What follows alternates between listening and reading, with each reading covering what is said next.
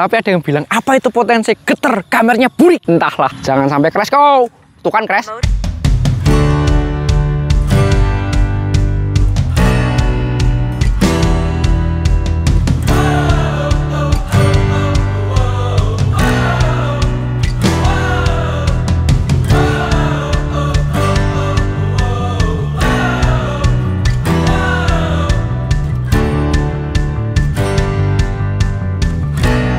Inilah review potensi Atom 2. Masuk jenis drone yang gampang dibawa kemana-mana. Nih tasnya cuma segini doang. Dan untuk berat drone-nya itu cuma 250-an gram. Yang mana di beberapa negara itu ada regulasi, nggak perlu registrasi lagi. Tapi kalau di desa itu nggak peduli. Lihat remote-nya, kelihatan nggak? Banyak tombol di sini. Tombol custom, jadi kita bisa atur otak-atik. Dan lihat antenanya cuma segepeng ini tok. Ini tapi katanya dual antena pakai koneksi 2,4 GHz yang ternyata sinyalnya nanti kita bahas. Yap, ini video panjang, teman-teman bisa langsung skip aja, di timestamp-nya ada di bawah video. Improve-nya banyak, sinyalnya, kameranya, fotonya sekarang sudah 8K, aksesoris, tas dan remote-nya beda kelas dibandingkan 5 jutaan yang lain. Iya, Atom tuh paket basic dia 5 jutaan. Spesifikasi di atas kertas, teman-teman bisa langsung cek di deskripsi. Di situ juga ada link pembeliannya atau di keranjang di bawah kalau sudah ada keranjangnya. Biar tidak timbul pertanyaan, semua video yang akan ditayangkan hasil kamera dari Atom 2 itu tidak diedit sama sekali, kecuali yang di depan tadi. Tapi jika kita pengen edit warnanya, ada pilihan P-Lock alias potensi locknya. Dengan format itu kita bisa leluasa buat ngedit warnanya, termasuk untuk fotonya ada RAW DNG. Review ini saya bikin sangat melelahkan sampai begadang. Semoga teman-teman suka. Kameranya sekarang sudah 1/2 inch dengan bukaan f1.8. Mampu merekam 4K HDR dengan bitrate maksimal di 100 Mbps. Jaraknya sendiri up to 10 km dan baterainya ini nggak ada perbedaan ya, 32 menit seperti versi yang sebelumnya. Mundur hampir nabrak tower. Ini beneran saya nggak lihat towernya di mana. Sedikit itu sinyalnya tidak ngaruh. Performa malamnya nanti kita bahas. Yang pertama, sinyalnya kita bandingkan 3 drone sekaligus, Neo, Mini 3 Pro dan potensi Atom 2. Tapi pilotnya dari dalam kamar. Belum pernah kepikiran kan? Kita coba. Tapi jangan kaget ya. Ini menarik sih, saya share di story. Orang-orang milih Mini 3 Pro yang sinyalnya paling kuat. Mungkin dari speknya iya, dan tentunya harganya Mini 3 Pro saya dulu tuh beli di 18 jutaan. Kenapa nih? Walaupun harganya paling murah, tapi sinyalnya lebih bagus yang tak rasain dibandingkan Mini 3 Pro. Kita coba ya gas ke depan. Nanti kita tes bener-bener harus di rute yang sama, dengan ketinggian yang sama, yaitu tepatnya di 40 meter. Tadi drone-nya start dari atas, saya menghadap ke sana juga, yang mana drone-nya ada di sampingku.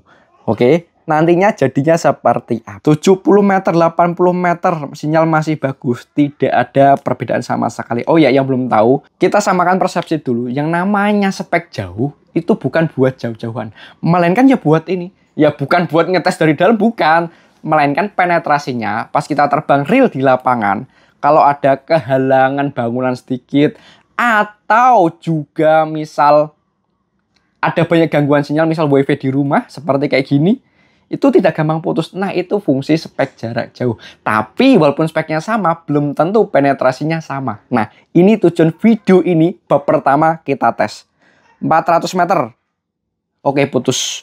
402 meter putus. Nah, tapi Mini 3 Pro itu speknya berapa coba? 12 km FCC, sementara Neo di 10 km FCC. Nah, yang CE itu regulasi Eropa yang biasa dipakai di Indonesia, itu 6 km, sementara Mini 3 Pro itu di 8 km. Atom tuh sama kayak Neo. Mini 3 Pro udah di atas, tapi saya yang nggak tahu kenapa nggak bisa di screen recording, jadi saya kesini aja ya.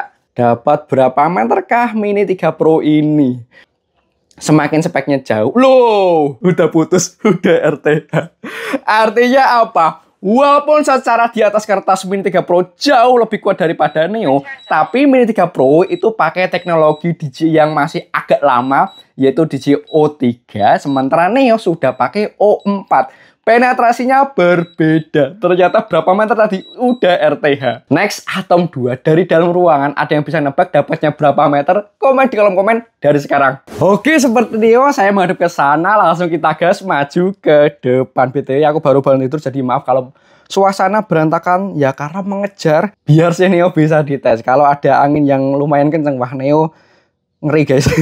Nggak masalah, masih kuat, tapi videonya nanti goyang-goyang parah. Nah kita lihat ya, di sini udah tinggi 40 meter, jaraknya 200 meter tuh, sinyalnya hilang tadi. Balik full lagi, dapat berapa meter kah? Dapat berapa meter kah? Oh ya, BTW sampai detik ini tadi siapa yang jawabannya benar? Kita lihat baik-baik. Kita lihat sama-sama. Siapa yang jawabannya benar? Wah, udah tinggal satu tok guys sinyalnya. Balik kedua 460. Oh ya, ini kan potensi atom 2. Yang mana seperti DJ juga, beda generasi, beda teknologi transmisi. Main 3 Pro itu di DJO 3, Okusing.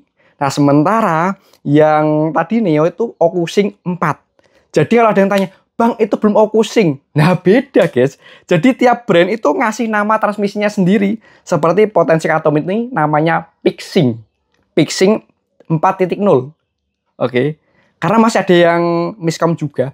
Itu drone itu belum Okusing ya Bang? Beda. Karena beda brand. Itu hanya sebuah penamaan. Teknologinya sama, pakai 2,4 GHz atau 5 GHz. Masih 800 kilo. 800 meter. Oke, sudah mulai beeping. Coba cancel RTH bisa gak?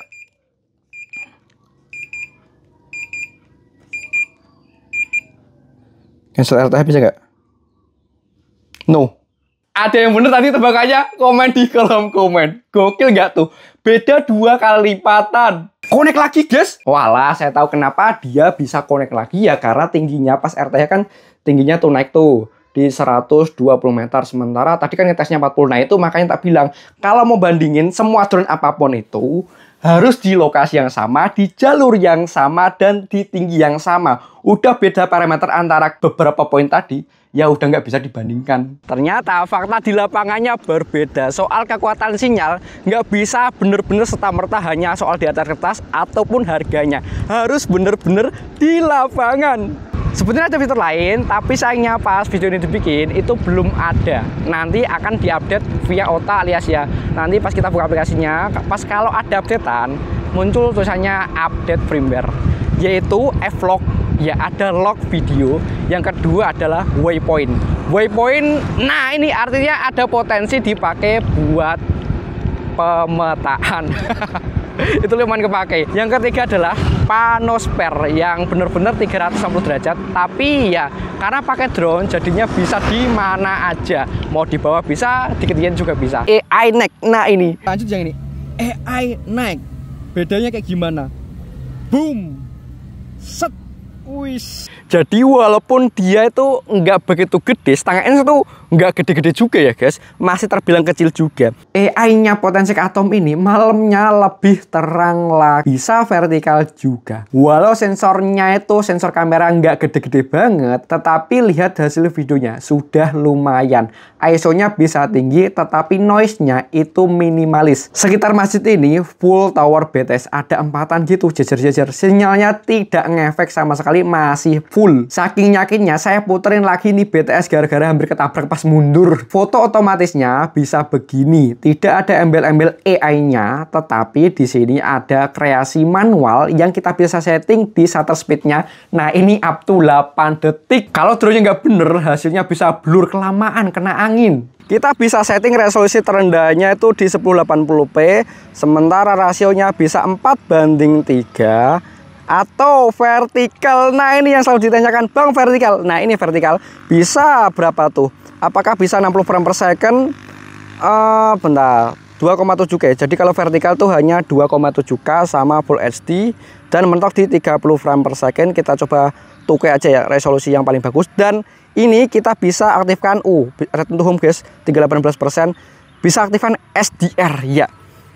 Warnanya tuh ada standar SDR sama F-Log. Vertikal, SDR on. Nah hasilnya seperti ini. Ada juga beberapa contoh yang lain. Aku banyak kok guys, bikin videonya udah banyak banget dan udah sampai kemana-mana. Wah banyak banget.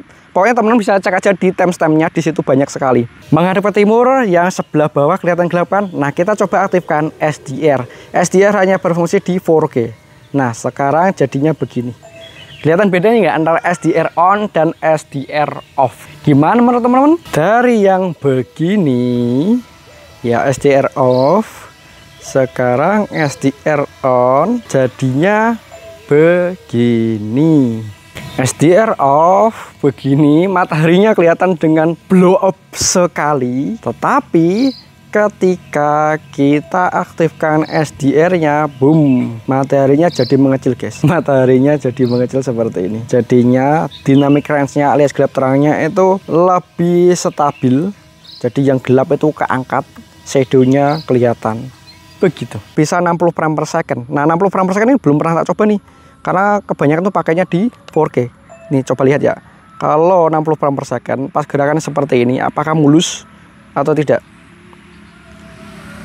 Nih guys, kencangnya kayak gini ya drone-nya. Wih.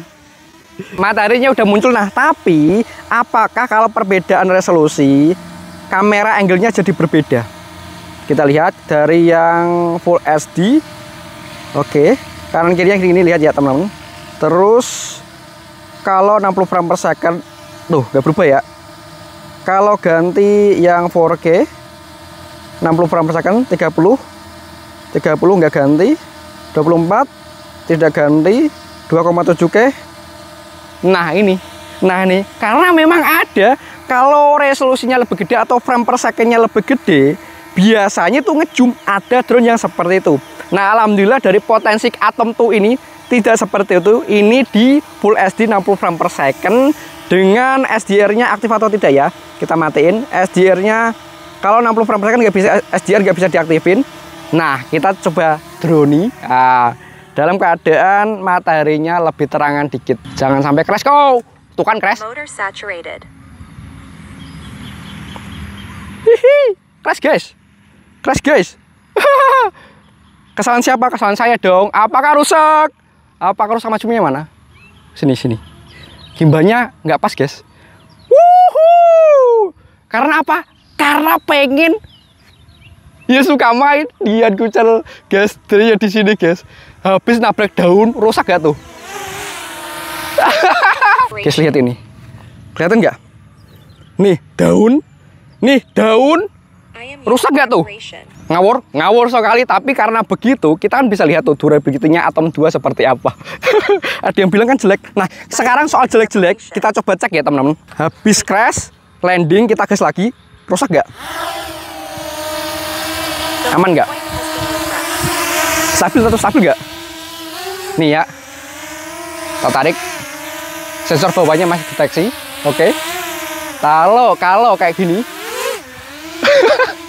masih aman. Nah, kita buktikan soal yang video atau komen tadi. Katanya tuh kameranya getar atau enggak teman-teman? Nih, kanan kiri. Getar atau tidak? Oke. Bang, itu kan masih mode normal. Nah, sekarang kita tinggiin.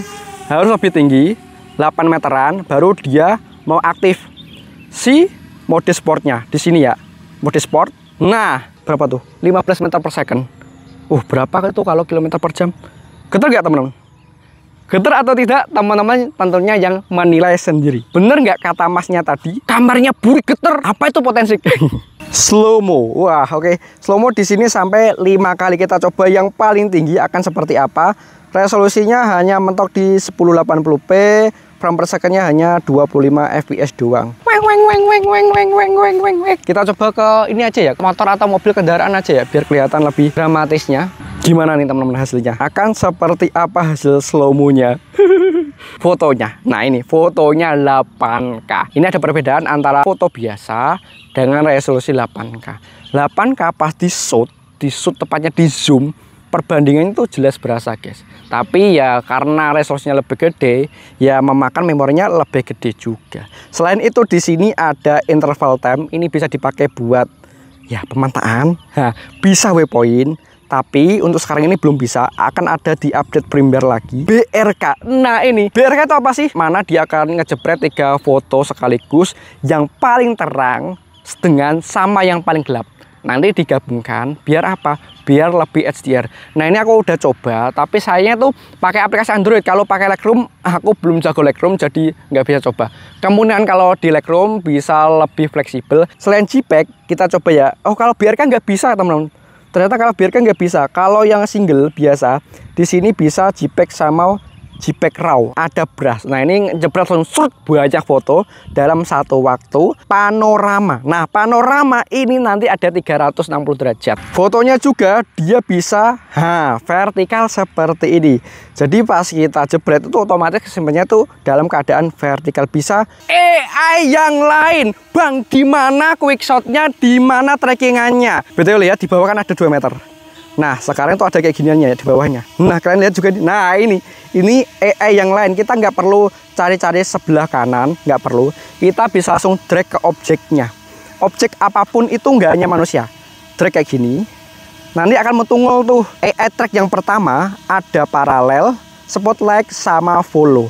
Nah paralel pas tak pakai ke orang ke saya lari guys, saya lari kenceng. Ternyata dia bisa seperti ini. Ya, ini paralelnya enak sekali. Tak coba pas aku lari, ternyata itu dia masih ngikutin. Entah dari atas saya, entah dari samping saya, dia masih tetap follow. Sekarang bener-bener dari samping saya. Nah, ini kalian bisa pakai dalam kendaraan. Kita coba yang pelan dulu ya, teman-teman. Yang pelan dulu. Duh, kepencet. Oke, masih ke tracking. Nah, seru nih.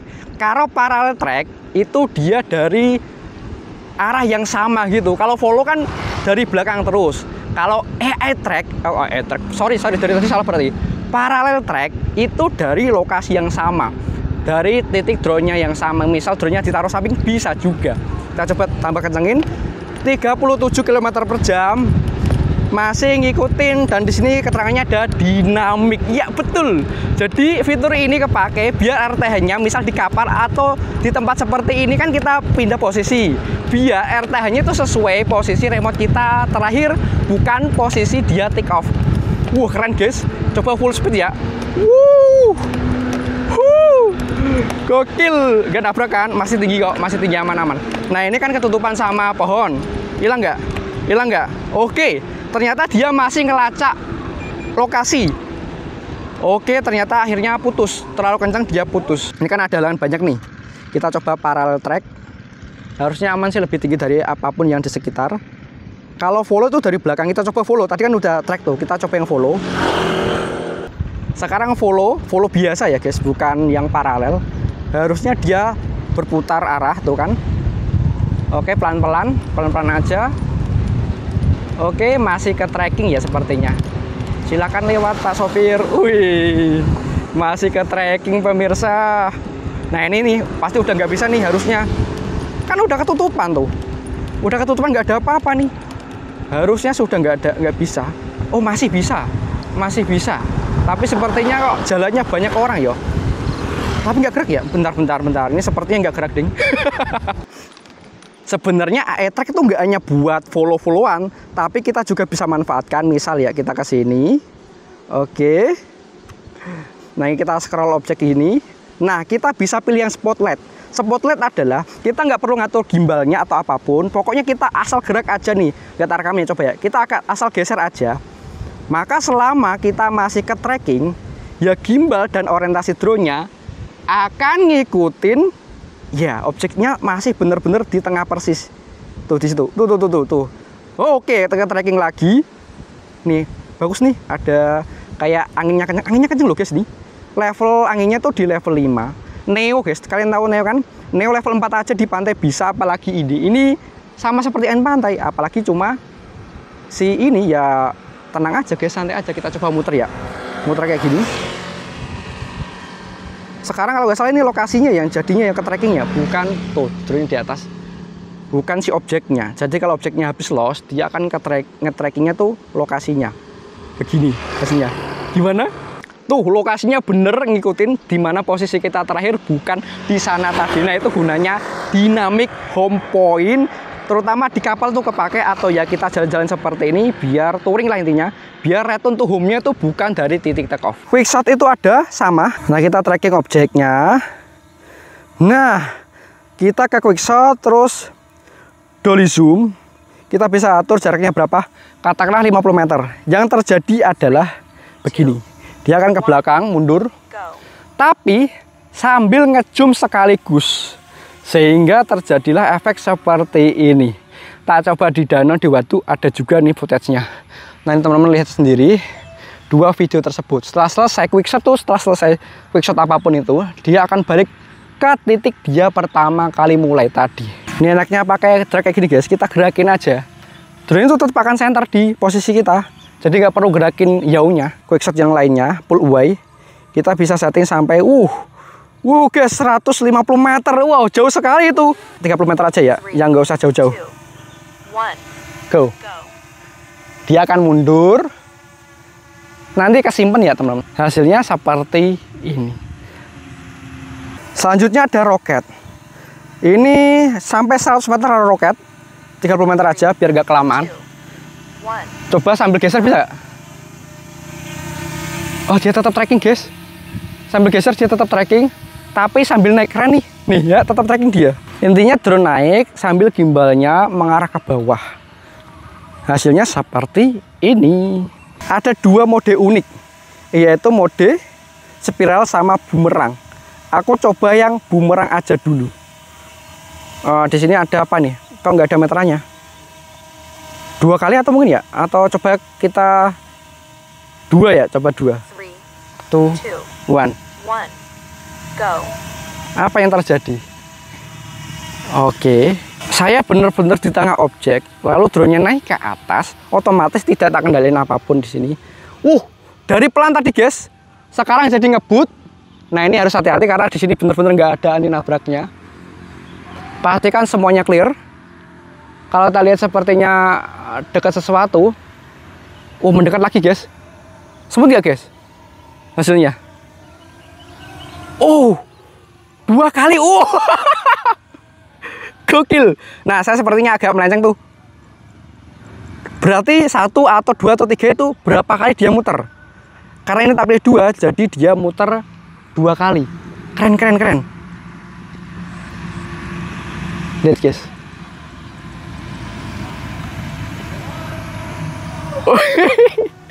Pas selesai dia balik lagi. Selanjutnya yang satunya. Spiral sama ada 1, 2. BTW di sini ada gambarnya oke guys, ada videonya. Jadi kita bisa lihat tadi kayak gimana. Coba yang 2 kali juga, tapi spiral agak mendekat ya. Takutnya nabrak juga. Oke. 2, 1, go.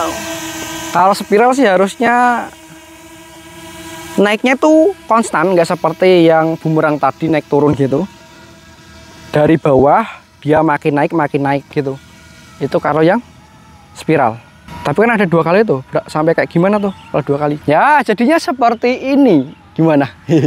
Ngecasnya cepet, 60 watt langsung ngecas semuanya 3 baterai dengan 1 remote barengan hanya 1 jaman entok. Anginnya kenceng loh guys nih. Nih kalau kurang puas, pakai sensor sekalian wind resistannya tuh level 5 atau tepatnya 10,7 meter per second atau kurang lebih 38,5 km per jam. Sudah meter per second. Nah pakai blower ini kita tes ya, berapakah dengan jarak segini ya.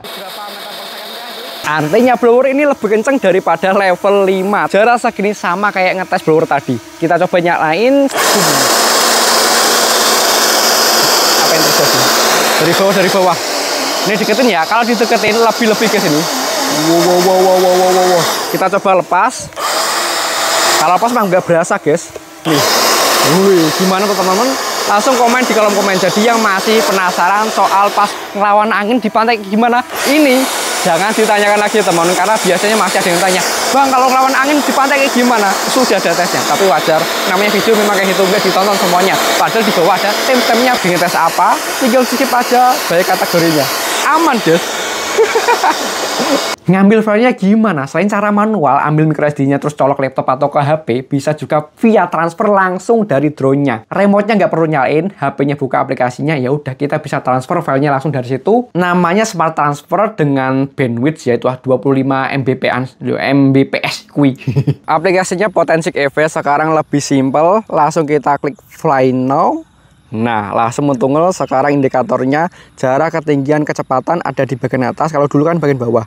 Di bagian bawah sini ada peta, terus ini. Nah, ini ada gambaran drone dan beberapa skenario pas anginnya kencang itu seperti kayak ada anak panahnya gitu.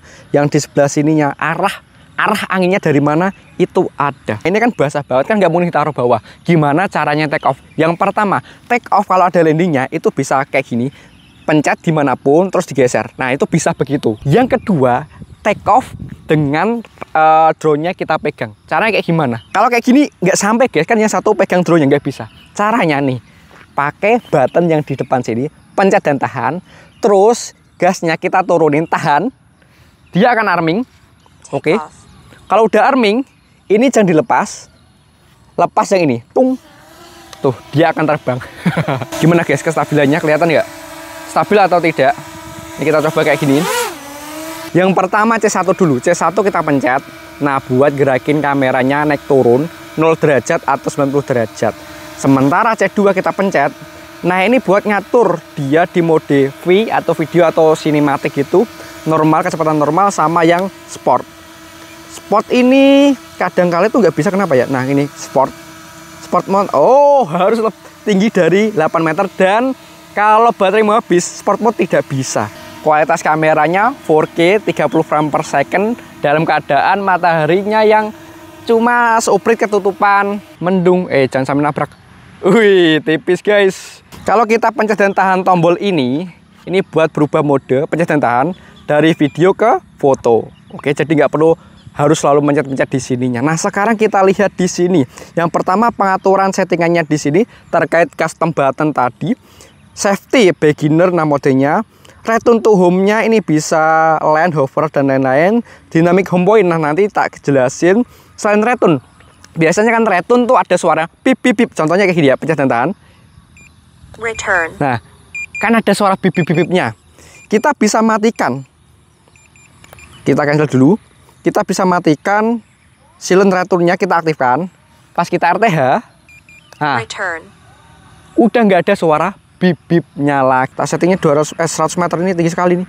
BTW soal tinggi dia mentok di 120 meter ya regulasinya, tapi kalau pengen lebih tinggi dia bisa sampai 800 meter. Untuk elevasi kemampuan kan semakin tinggi kan oksigennya nggak ada tuh. Itu 4000 meter dari permukaan laut. Ini kan scroll wheel sini, ini buat gerakin gimbalnya naik turun. Sementara yang scroll wheel sini kita bisa dipakai buat ngezoom.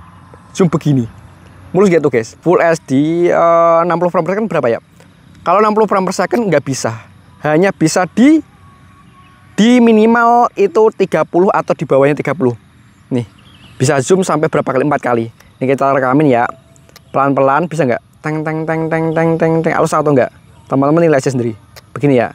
Set. Oke, tetapi kalau kombinasi di sini banyak variannya. Teman-teman bisa langsung cross check aja di sini, nanti pas barangnya sampai bisa dicobain sendiri. Dan ini nggak saklek ya, kita bisa atur-atur pilihannya di sini ada beberapa. C1 dengan scrollnya yang sebelah kiri, dia nggak bisa kayak gini, kita harus ganti ke manual karena ini berfungsi buat setting shutter speednya. Nah, kalau kalian pengen pakai near filter, nah ini setting shutter speednya biar nanti kelihatan dramatis gitu. Nah, sementara yang sini sama yang scroll yang kanan buat setting ISO-nya langsung. Sama yang atasnya dulu ya, C2 sama yang ini EV alias exposure-nya.